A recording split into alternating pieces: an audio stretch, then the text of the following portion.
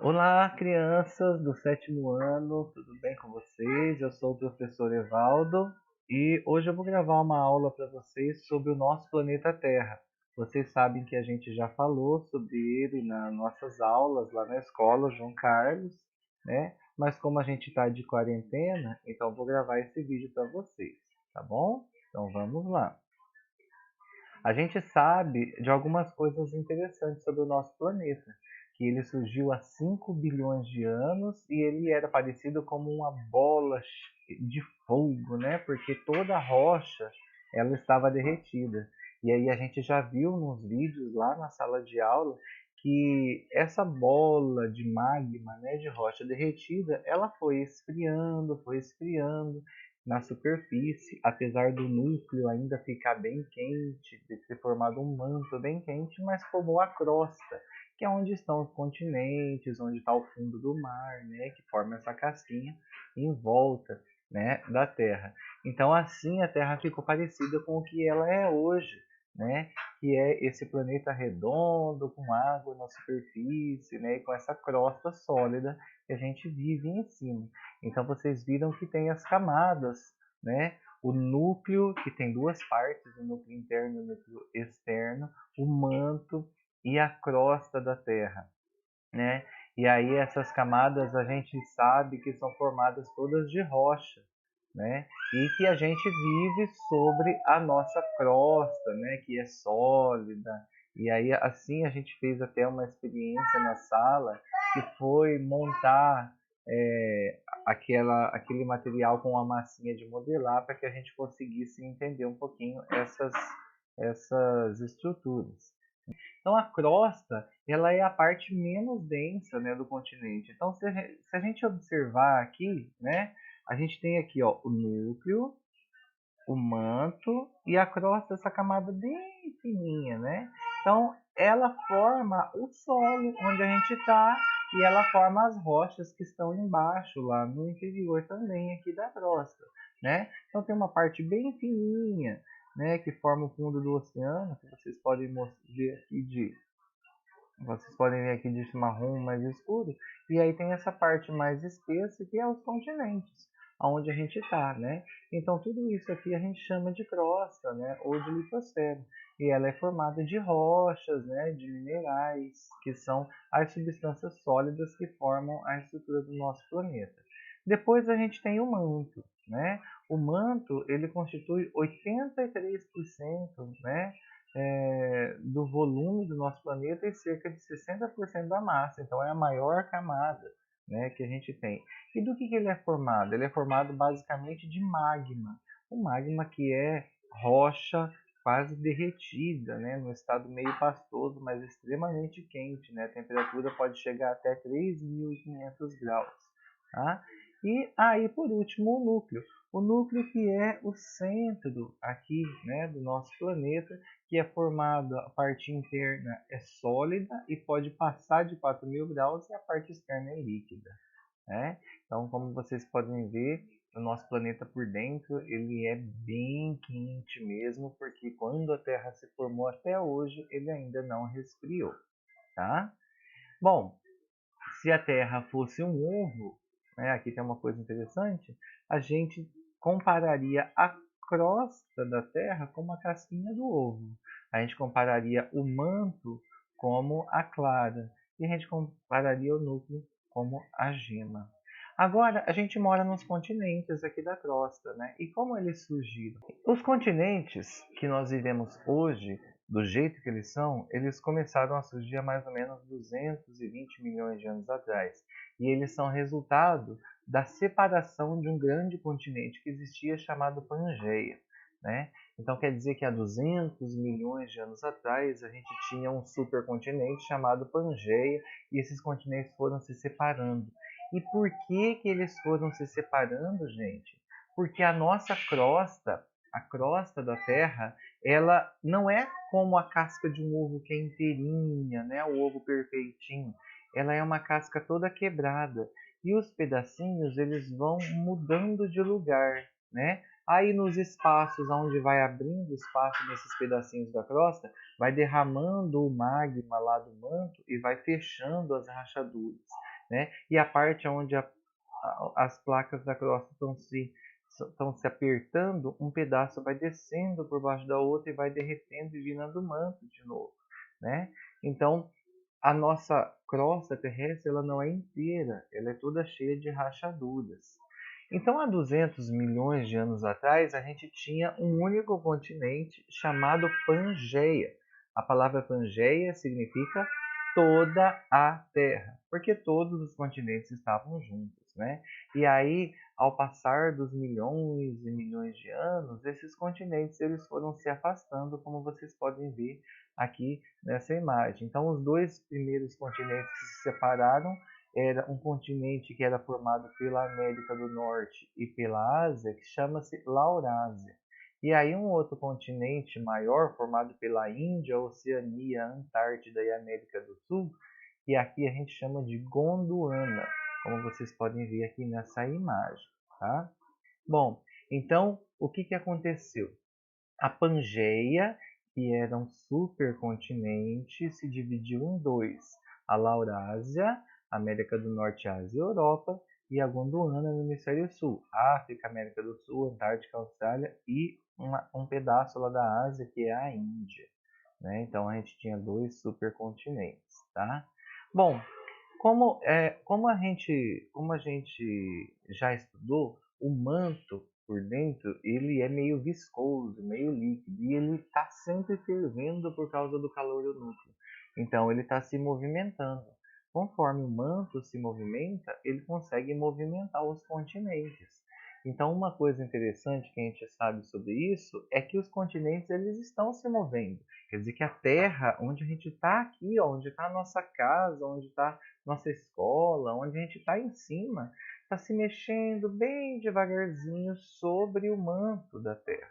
Só que a gente não percebe porque esse movimento para nós é muito lento, né? Nas partes onde eles são mais rápidos, assim, o movimento chega a 5 centímetros por ano, né? Então a gente nunca vai perceber esse movimento acontecer, tá?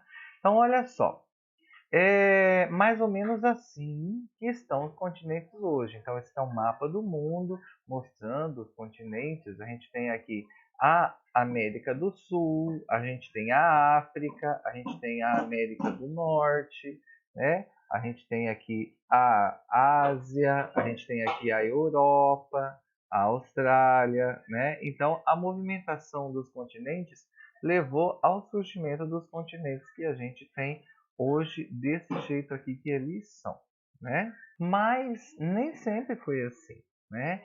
Então, esses continentes, assim como eles são hoje, eles foram diferentes, né? Então, se a gente voltar no tempo, a gente vai ver que estava um pouquinho diferente.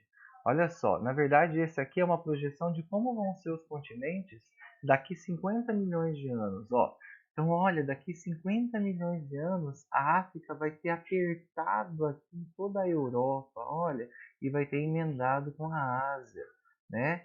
A América do Sul vai ter subido mais da metade para o hemisfério norte e a Antártica vai ter subido um pouquinho também, né? Então esse movimento aqui a gente chama de tectônica, né? Então esse movimento é chamado de tectônica, né? Então é esse movimento que foi descoberto. Olha só, daqui 150 milhões de anos vai ter mais ou menos isso aqui.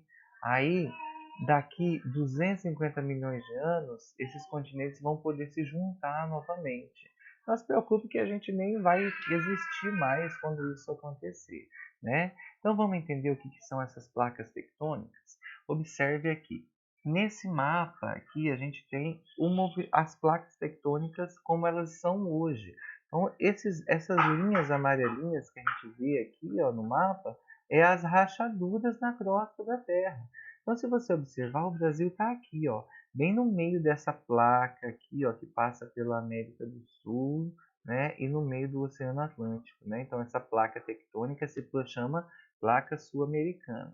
Então a gente tem a placa africana, a placa indiana, a placa australiana, a placa da América do Norte, né? Então essas placas tectônicas que formam a crosta.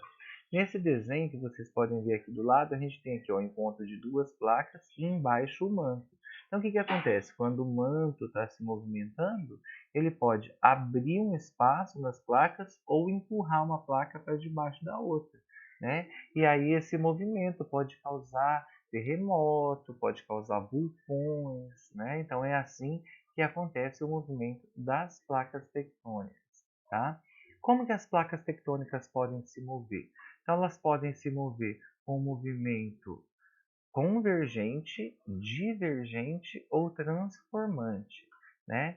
Então, quando é um movimento convergente, é quando uma placa ela se choca com a outra e aí uma delas começa a afundar, como nesse desenho que a gente tem aqui, ó. Essa placa que está embaixo do oceano, ela está afundando sobre essa outra placa que está aqui, ó, no continente.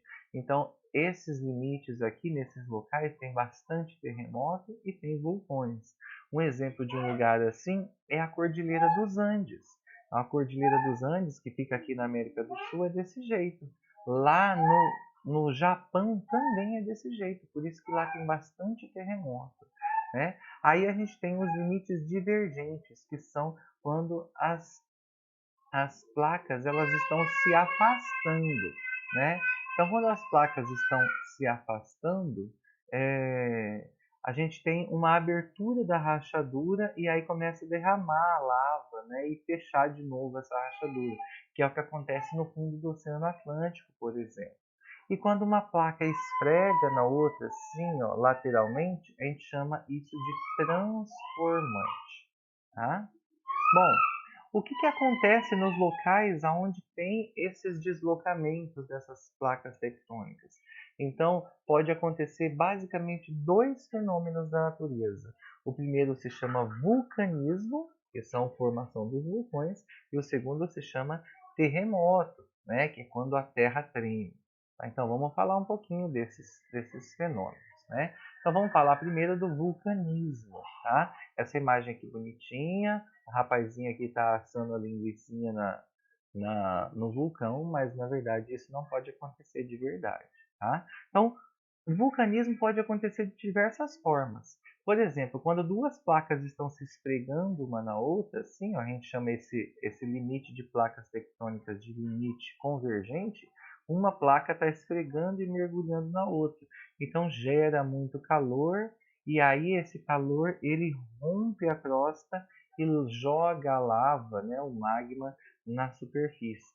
É por isso que lá no Chile, que é na Cordilheira dos Andes, tem vulcão, por isso que lá no Japão tem vulcão, né, por causa desse fenômeno acontecendo, né? Então a gente chama de vulcanismo as diversas formas pelas quais o magma lá do manto ele consegue furar a crosta e sair, né? Nem sempre ele sai derramando líquido, como vocês veem nessa imagem aqui do meio, né? Essa imagem provavelmente aqui no Havaí.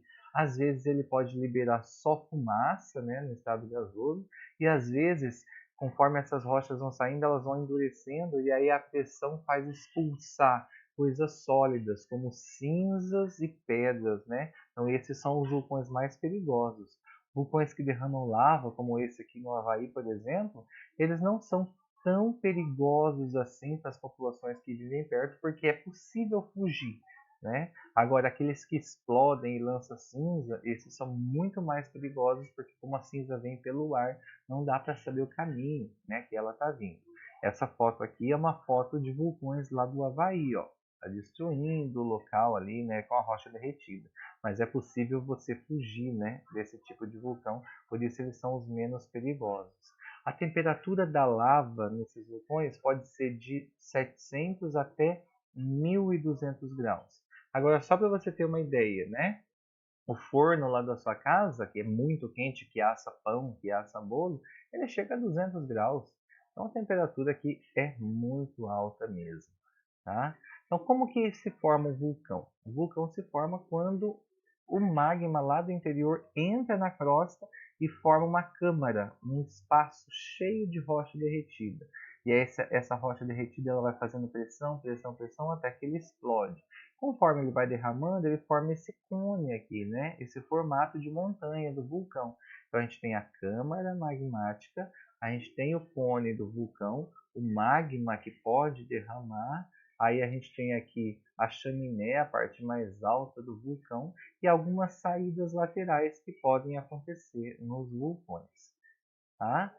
As pessoas que estudam os vulcões, elas são chamadas de vulcanólogos, né? E por que é importante estudar o vulcão? Porque se o vulcão está trazendo material de dentro da Terra, então a gente pode entender o que tem dentro da Terra, sabendo o que sai do vulcão. Olha que legal! Mas é uma profissão muito, muito perigosa mesmo. Tanto é que as pessoas que trabalham com muita proteção, como vocês podem ver aí nessa imagem, tá? Então aqui a gente tem mais um desenho do vulcão, né?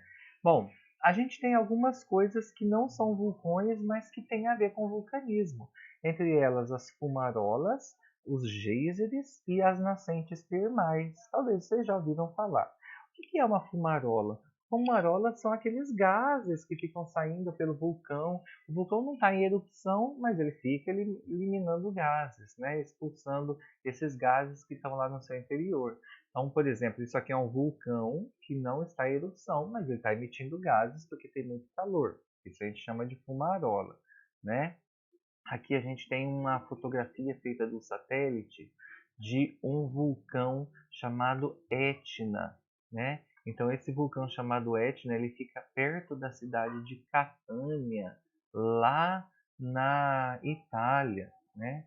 Então olha só, isso aqui é a ilha lá da Itália, né, onde fica o vulcão, e olha só aqui a fumaça, né, do vulcão. A fumaça foi tão intensa, tão intensa, tão intensa que ela ultrapassou o mar Mediterrâneo e chegou até a África. Vamos falar um pouquinho das nascentes termais. O que é uma nascente termal? A gente sabe que na crosta da Terra tem água, né? E aí, essa água, quando ela está sobre um vulcão extinto, ou seja, que ele ainda tem calor, mas ele não tem mais calor para entrar em erupção, ele pode aquecer a água que está na crosta. Então, existem lugares que têm fontes termais, né? Que a água sai muito quente. Dependendo do local, a água sai muito, muito quente. Dependendo do local, não sai tão quente assim, né? Quando a água não é muito quente, a gente chama de nascente termal. Mas quando ela é muito, muito quente mesmo, ela pode causar um fenômeno chamado geyser. O geyser, no plural geysers, é uma fonte termal que expulsa com muita força e com muito calor a água. Então é como se fosse um vulcãozinho, só que em vez de ser de lava de vulcão, ele é de água. E esse é muito, muito perigoso mesmo, né? Então a gente não pode chegar perto dos geysers porque a água sai muito, muito quente, tá? Bom, o que o vulcão pode trazer de bom ou de ruim para a gente, né? Então, primeira coisa, a gente já sabe que os vulcões podem destruir, né? São muito perigosos, mas tem coisas boas, né? Então, por exemplo, os gases que saem do vulcão, né? A temperatura do vulcão, ela pode ser usada como fonte de energia. Então, é uma energia que a gente chama de energia geotérmica, né? E o solo que forma das cinzas do vulcão, ele é muito rico em sais minerais, né? Há locais assim onde no passado, milhões de anos atrás, teve cinza de vulcão, geralmente esses locais são solos muito, muito férteis mesmo, tá? O outro fenômeno que acontece por causa do movimento das placas tectônicas são os abalos sísmicos ou terremotos, né? Então, o que é um terremoto? Quando essas placas elas estão se movendo, elas podem criar um tremor de terra, né? E esse tremor de terra, essa vibração é sentida pela gente, e a gente chama isso de terremoto, né? Então, terremotos são as vibrações produzidas pela crosta da Terra, né? Muito bem. Quando vocês ouvem uma notícia sobre um terremoto, vocês costumam ouvir a palavra epicentro. Então, o que é o epicentro? É o local na crosta da Terra, onde lá na superfície foi sentido com mais força e primeiro o local do impacto. Porque geralmente o fenômeno ele é um movimento da crosta lá no fundo, né? Lá no fundo da Terra. Mas as pessoas sentem primeiro ali. Então o local mais do alto se chama epicentro. E o local lá embaixo, onde começou o tremor, se chama hipocentro, né? Então aqui a gente tem, por exemplo, um local aqui, uma cidade que fica num pedacinho da crosta e aqui outro pedacinho da crosta. Se esses dois pedacinhos mover assim, ó, 1 centímetro, esse movimentozinho de 1 centímetro, se ele for muito rápido, ele causa um tremor, né? Ele causa um terremoto, tá? Como que as pessoas conseguem saber se vai ter um terremoto? Então existe um aparelho chamado sismógrafo. O sismógrafo, ele mede se a Terra está tremendo ou não. Como que ele funciona? Ele tem uma barra fixa em cima de um papelzinho que vai rodando esse papelzinho. Então, se a Terra treme, esse peso ele treme junto e ele vai riscando o papelzinho. Né? Conforme os riscos vão ficando cada vez mais tortos, isso significa que o movimento é maior. Então, tem uma escala, né, de tremor de terra que vai de 1 a 10, aonde o 0 é quando não está tremendo nada, né? 0 a 10, desculpe. E quando o 10 significa que está tremendo muito, um terremoto muito forte. Tá? Vamos ver aqui alguns exemplos do que acontece na escala. Então, por exemplo, quando a gente tem um tremor de terra que chega a 3,5 nessa escala, chamada escala Richter, quase as pessoas não sentem. Então, as pessoas vão sentir de repente a lâmpada tremer, o carro dar uma tremidinha, né? Então, a maioria das pessoas, né, quase não sentem, né? Então, são movimentos bem comuns, tá? Agora, quando o tremor ele chega a 4,5, né, 4,5 na escala Richter, aí a gente já pode ter movimentos maiores e sentidos. Não, as pessoas podem ter os vidros das suas casas quebrados, o carro pode tremer, né? Então, é o tipo de movimento que pode acontecer. Se esse terremoto passar de 5, aí a gente já pode ter destruições, tipo destruição de poste que cai, de árvore que cai, né? Então já é mais perigoso. Quando um terremoto ele chega a 6,5, né? Então a gente já tem destruição de casas, né? Então já é bem perigoso, né? 7,5, a destruição dos edifícios maiores, né, pode acontecer. E acima de 8, gente, é muito perigoso mesmo, né? Então, olha só, aqui a gente tem algumas imagens de terremotos que aconteceram no mundo. Mas você não precisa se preocupar, porque aqui no Brasil isso dificilmente vai acontecer. Porque esses movimentos, eles acontecem principalmente em locais que estão perto do limite da placa tectônica.